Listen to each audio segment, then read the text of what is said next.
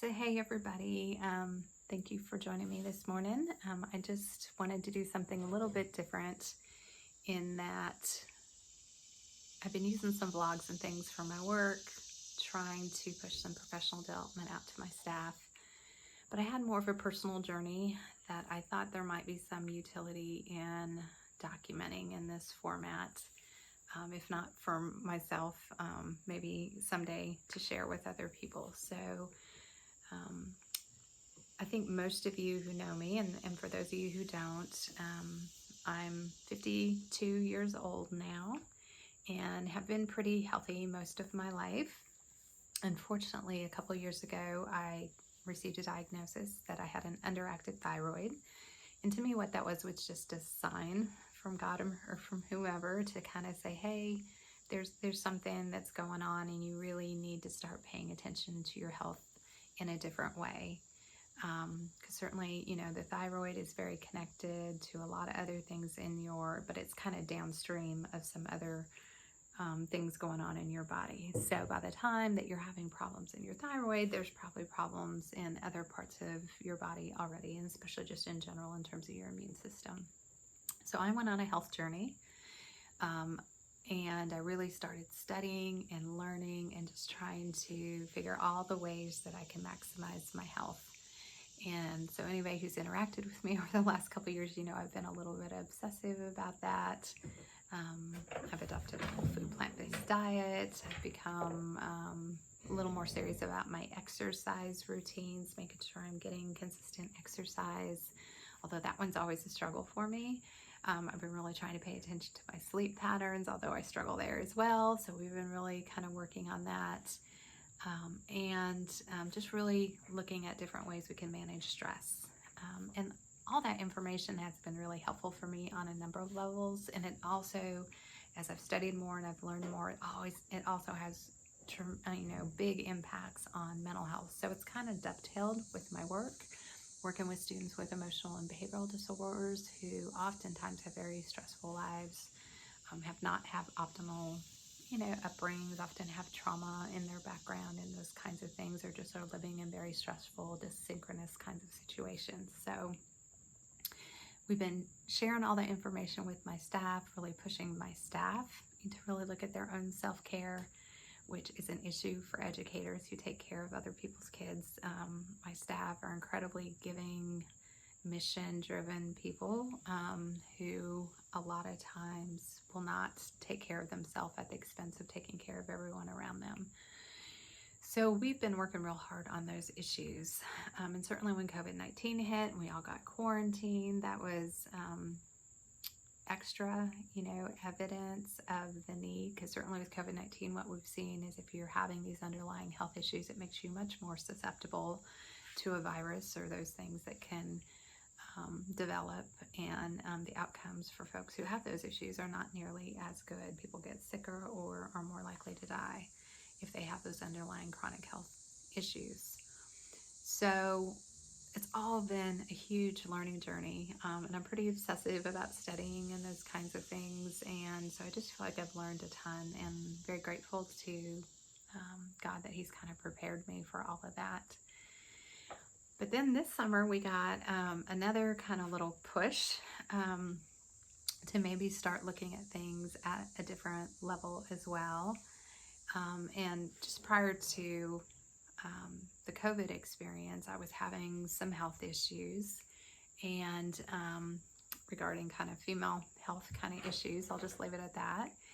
And I knew something was wrong at that point, but of course when COVID hit, I was having trouble getting appointments and those kind of things, so we just kind of had to wait. So as soon as the restraints got lifted, we went ahead and I saw one of my doctors who looked at what was going on and promptly referred me to another OBGYN who evaluated me. And that was all around June 15th, I guess, that all that was happening.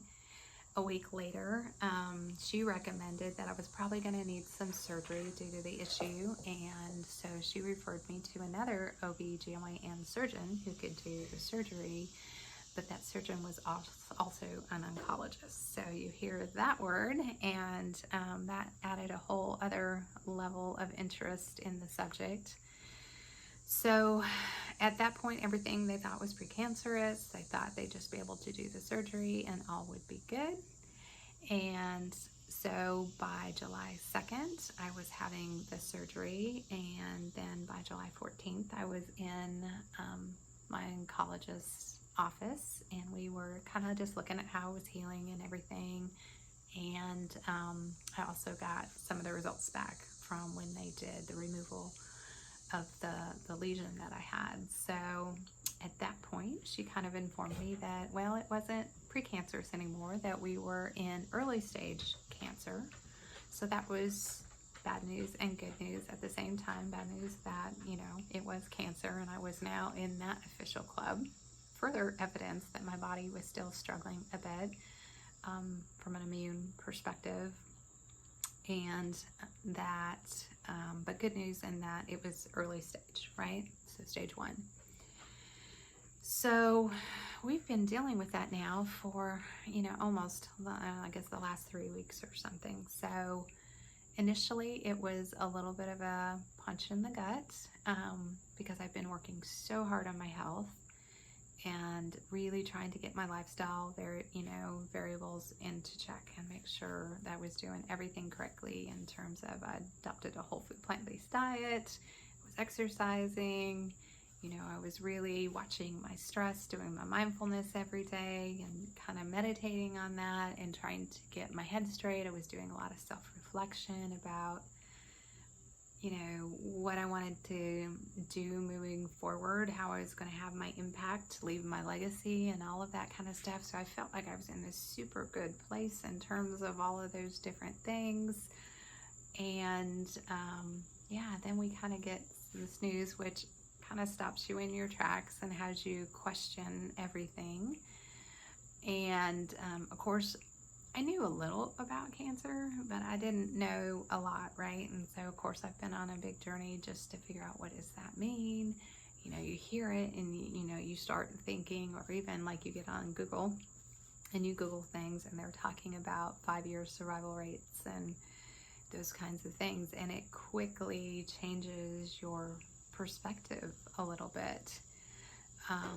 But the other thing that I've done that I've known from my other part of my health journey is that standard of care medicine isn't the only solutions out there. And even though in the traditional medical field, that's often what you're offered, there are a lot of other options out there to help you figure out how to support your body in a better way, and to help you evaluate whether those standard of care options are the best choice. And even if you think philosophically, some of those treatments are on the right path.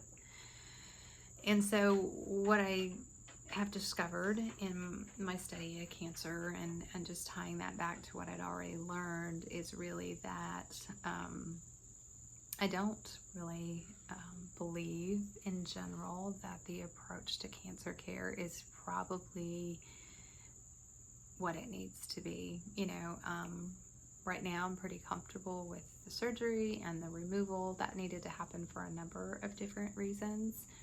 I am lucky in that typically what happens with my kinds of cancer is, they look for it, is it spreading?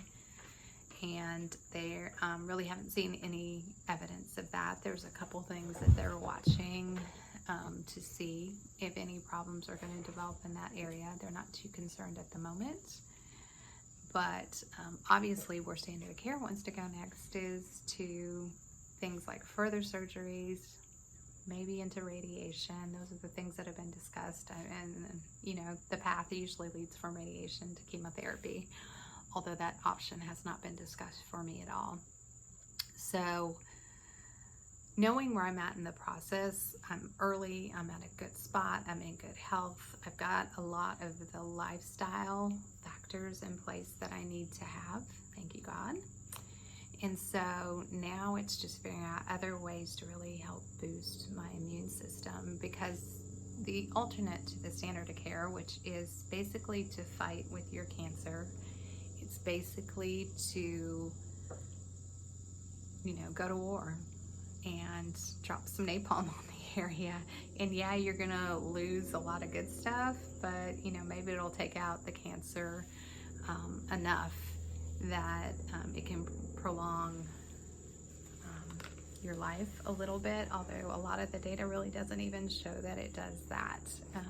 The data for people who do nothing is almost as good as the people who engage in those interventions. And then unfortunately, there's lots of really negative side effects when you napalm your body like that with chemo and radiation. So the opposite approach to that is just your body's already an amazing organism that's designed and set up to help you heal from these things. You have natural defense mechanisms against viruses and bacteria and those kinds of things in your natural innate immune system. And so what I have to figure out is how I can re-engage that innate immune system again to do what it's supposed to do, and to take those lonely cancer cells and to come alongside them so they know that they're not alone. One of the reasons they replicate is because they feel like they're isolated and they're all alone. And so when they think they're all alone, then they replicate instead of maybe doing what they're supposed to do. Their job is to do is when they get injured in whatever way, because there's been toxic exposure or because for whatever reason they've become injured, their natural tendency is they're very kind of, I don't know, I've lost the word, but they're very thoughtful of others, and they want to do what's best for the organism. And so typically they just kill themselves. They have mechanisms that allow for their own death if they get to a point where they're so injured that they can't be recovered again. So we're going to work on ways to help bring that all together, to work on supercharging my immune system. We're going to work on mental ways of not fighting with my cancer, but working with my body to help it heal, to help either the cells heal if they can, or to help them realize that they're not alone and they can go ahead and serve out their purpose. So that's the path I'm choosing. I'm still evaluating, all sorts of treatment options. This brings you into a very interesting realm where there's lots of interesting treatment options out there. So it's really a matter of sifting through those. And that's not an easy process, just working through traditional medicine, because they just don't give you any options. When I asked my oncologist, who's a very sweet woman, very competent, Harvard educated or Yale educated, I guess, and those kinds of things. She's very competent, but when I looked at her and said, what else can I be doing to, help me get better? She just looked at me after the surgery and said, oh, there's nothing you can do. Just keep doing what you're doing. Hasn't ever asked me about my lifestyle. Haven't ever asked me about my diet, just no other kind of tools other than surgery and chemo and radiation. That's what she knows. So we're going to take a different route, especially at this point. Haven't ruled that out at any point in the future if it becomes necessary, but I feel really confident that for all the reasons I've discussed, that I'm in a good place, and that we can do some of these alternative things that are much more friendly to my body and are going to improve my quality of life and not have nearly so many negative side effects as if we have to move into those other options. So that is where I'm at right now, and I will probably post these on occasion just to kind of document the journey a little bit.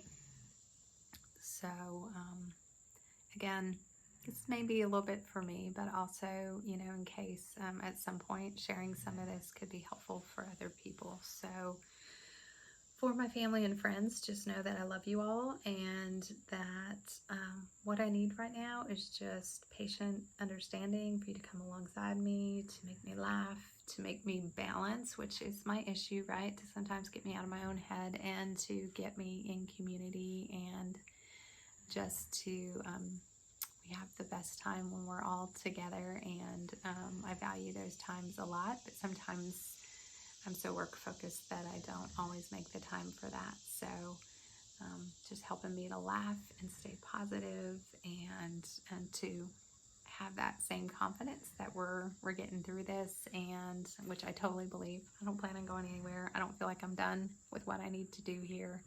So, and help me figure out in that case too, what those next steps are. So just love y'all and appreciate y'all, and I look forward to talking to you again soon. So thank you so much.